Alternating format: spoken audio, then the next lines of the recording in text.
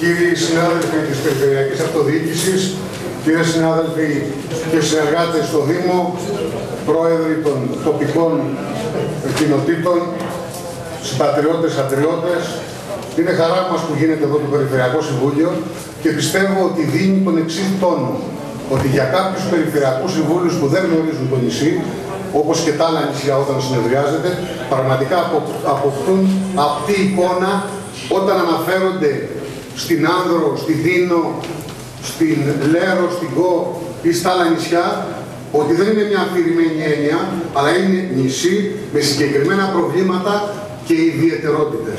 Και αυτές οι ιδιαιτερότητες που τις βιώνουμε κάθε μέρα είναι από νησί σε νησί, ακόμα και πάνω στο ίδιο το νησί, ιδιαίτερες και καμιά φορά σημαντικές. Κύριε Υπουργέ, δεν είμαι αρκετά χρόνια στην αυτοδιοίκηση. Δυστυχώς, τα τελευταία χρόνια δεν έχω ξαναζήσει τέτοιο φαινόμενο. Παρόλο που έχω μάθει από αρκετούς εδώ συναδέλφους που βρίσκονται στην αίθουσα, με έχουν διδάξει σημαντικά πράγματα, παρόλα αυτά, αυτή η κατάσταση τα τελευταία 2 χρόνια είναι πρωτοφανής.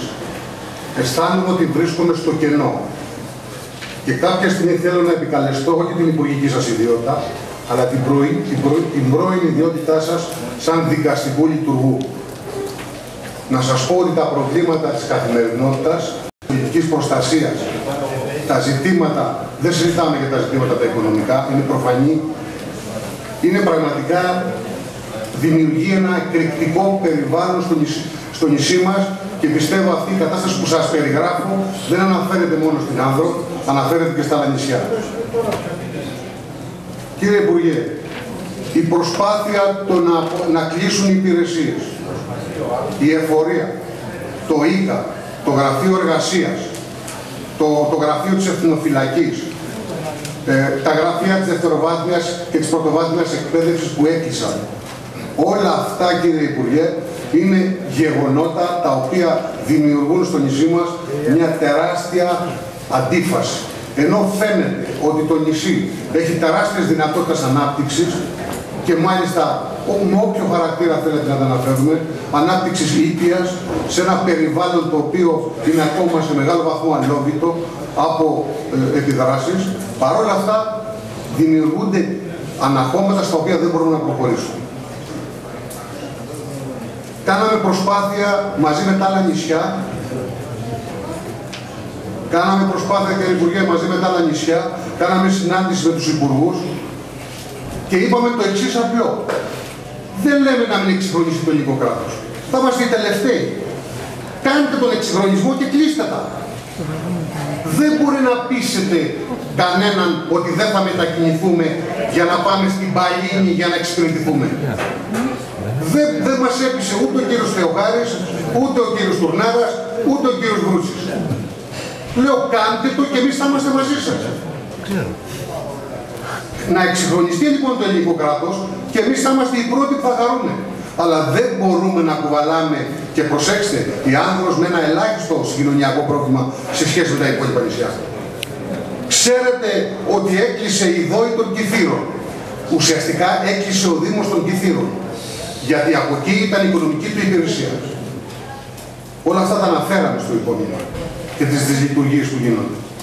Δεν μπορώ να κατανοήσω αυτή την λογική της στρατηγική. Κύριε Υπουργέ, η Άνδρος είναι το νησί που έχει τις περισσότερες πυρκαγιές σε όλες τις Κυκλάδες.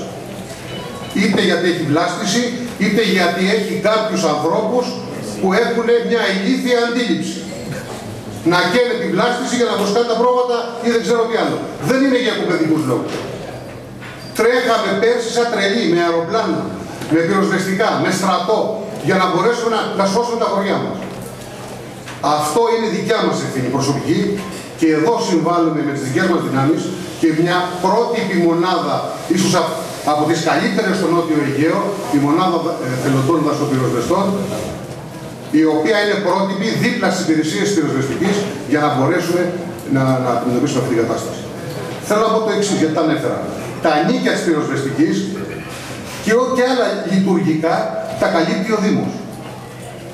Το νίκη της αστυνομίας το καλύπτει ο Δήμος. Το ΙΚΑ ζήτησε στέγαση. Ο στρατός είπε, είμαστε εισιτήριο ή φεύγουμε. Εμείς έχουμε όλη την καλή θέληση να στηρίξουμε τις δομές.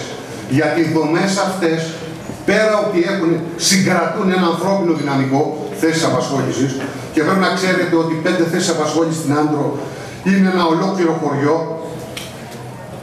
Θέσεις απασχόλησης λοιπόν, και δεύτερο, δημιουργούν κινητικότητα και οικονομία. Και αυτό πρέπει να το δείτε, ειδικά εσείς στο Υπουργείο Εσωτερικών, που είσαστε πιο κοντά σε εμάς, να δείτε το κομμάτι αυτό. Πρέπει να το ξαναδείτε με ιδιαίτερο μάτι τα νησιά.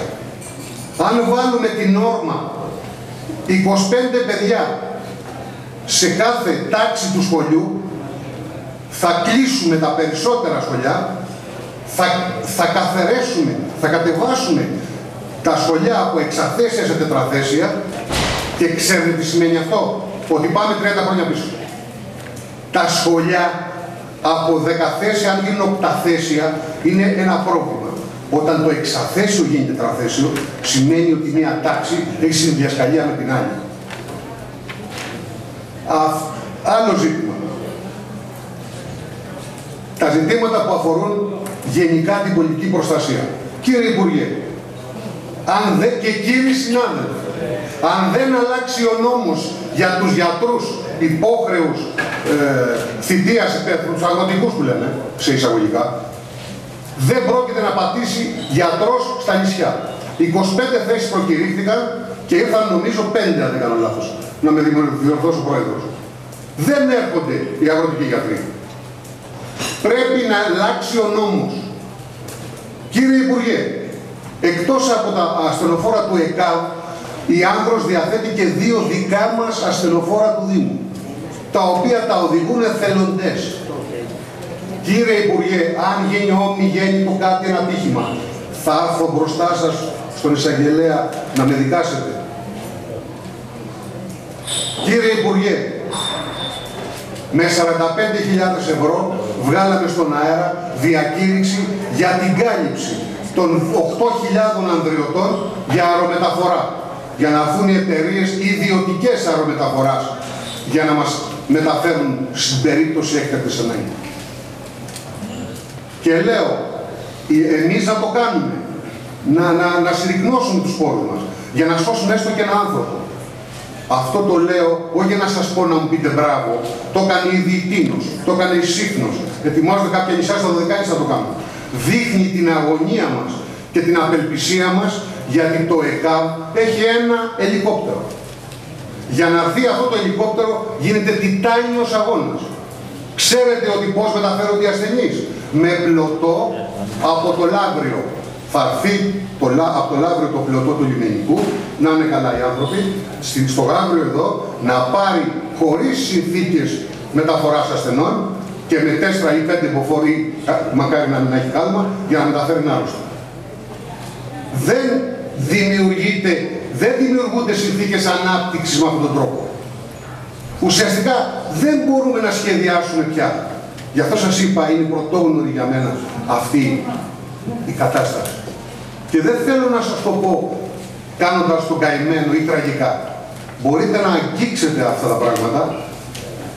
Κύριε συνάδελφε, να μου πείτε ειλικρινά και εσείς αν υπερβάλλω ή κλαίω τώρα μπροστά σας. Είμαστε εδώ, έχουμε στυλώσει τα πόδια, δεν τα κάνουμε όπως είπατε χθες όλα σωστά. Κάνουμε στραβά πολλά, αλλά προσπαθούμε με τις δικές μας δυνάμεις. Με αυτό το μυαλό που έχουμε. Να πω 2 λόγια για την περιφέρεια. Θέλω να ευχαριστήσω θερμά την περιφέρεια, τον Γιώργο τον Κουσέο, τον Τζόρι τον Μακριονίτσι, τον Περιφερειάκη και όλους σας και όλους που έχω γνωρίσει, γιατί σκεφτείτε εδώ και 2 χρόνια η Άνδρος ανακηρύχθηκε 3 φορές σε κατάσταση έκτακτης ανάγκης. Το Φλεβάρι του 11 για τα σκουπίδια που έπεσαν και 4 περιοχές πλημμυροπαθείς. Είχαμε την καταστροφή με τις πλημμύρες και ταυτόχρονα το Γενάρη φέτος με τις πλημμύρες που είχαμε στις 31 του Δεκέμβρη και μας πήρε όλο το περιφερειακό δίκτυο. θέλω να πω ότι η Άνδρος είναι ένα νησί που έχει χιονοπτώσεις, έχει πλημμύρες, έχει πυρκαγιές, έχει όλα τα χαρακτηριστικά εκτάκτων αναγκών. Τα έχει συνδυασμένα δυστυχώς. Παρ' όλα αυτά, εδώ είμαστε, εδώ γεννηθήκαμε και εδώ θα παλέψουμε να συνεχίσουμε.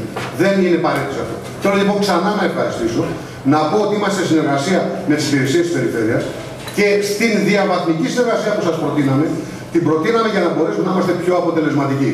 Και κύριε Υπουργέ, υπάρχει και ένα άλλο τραγικό πρόβλημα. Έχουμε φτάσει στην εποχή που κανένας υπάλληλος δικός μας δεν θέλει να υπογράψει τίποτα. Προσπαθούν οι υπάλληλοι μας μέσα από αυτό το κλίμα φόβου να μην υπογράφει τίποτα κανένας. Αυτό είναι τεράστια τροχοπέδη. Πρέπει να το δείτε, οι άνθρωποι να καλυφθούν, γιατί μπορεί οποιοδήποτε να κάνει ένα λάθος, μια λάθος υπογραφή να βάλει. Είναι ένα πρόβλημα κυρίαρχο, κύριε Υπουργέ. Δεν ξέρω πώς μπορούμε να το δούμε και να το λύσουμε. Και είναι για μας τεράστιο πρόβλημα. Είναι τείχος. Στο ζήτημα των απορριμμάτων, επειδή η Άνδρος έχει καταταλαιπωρηθεί, θα μιλήσουμε μετά στο ειδικό θέμα, κύριε Πετρελάκα, να πω ότι με τους περισσότερους από εσάς, όχι απλώς αισθάνομαι την αλληλεγγύη σας και τη συνεργασία και την αγάπη σας, γιατί παλεύουν για τα ίδια ιδανικά και για τους μικρούς και μεγάλους τόπους μας, και πιστεύω ότι αυτή την πορεία, τη βασανιστική που ακολουθούμε, ελπίζω να μην είναι κανένας από εμάς ζωντανός. Γιατί κύριε Υπουργέ, έχουμε ήδη θύματα και μακάρι να μην έχουμε άλλα. Σας ευχαριστώ.